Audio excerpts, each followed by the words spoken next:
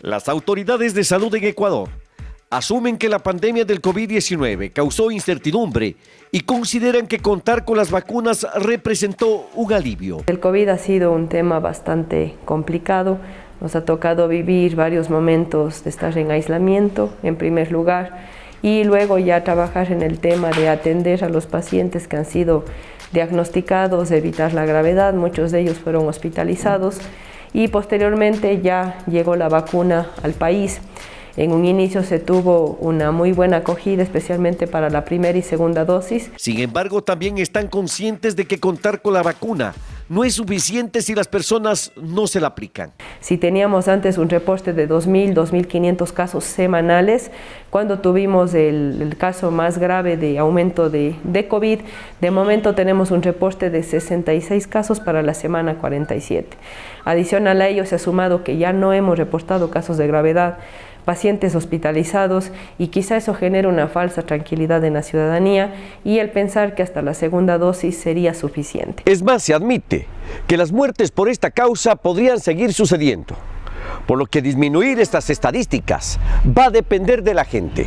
En un inicio de la pandemia, el porcentaje de fallecidos sí fue bastante alto, al menos de los pacientes que ingresaban a UCI, por citar un ejemplo, si teníamos 10 pacientes, sí fallecían alrededor de 4 a 6 pacientes, como un promedio general a nivel nacional. Esta crisis sanitaria no solo fue letal para los pacientes contagiados con el virus, sino también para los trabajadores de la salud. Cuando salió la nueva cepa de COVID, especialmente la de Omicron, sí se enfermó la mayoría de los compañeros.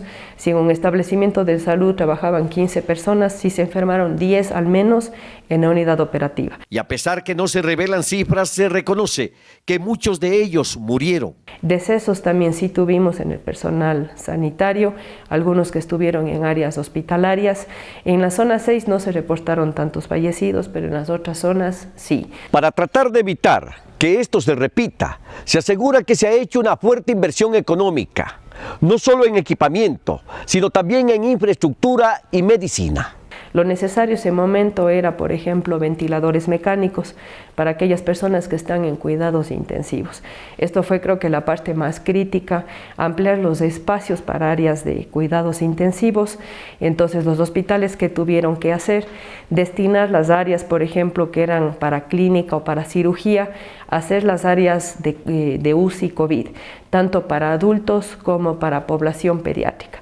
Todas estas áreas fueron equipadas con ventiladores, tuvieron que adquirirse también camillas, portazueros, todos los insumos y materiales para tratar un paciente con COVID y la medicación también de soporte.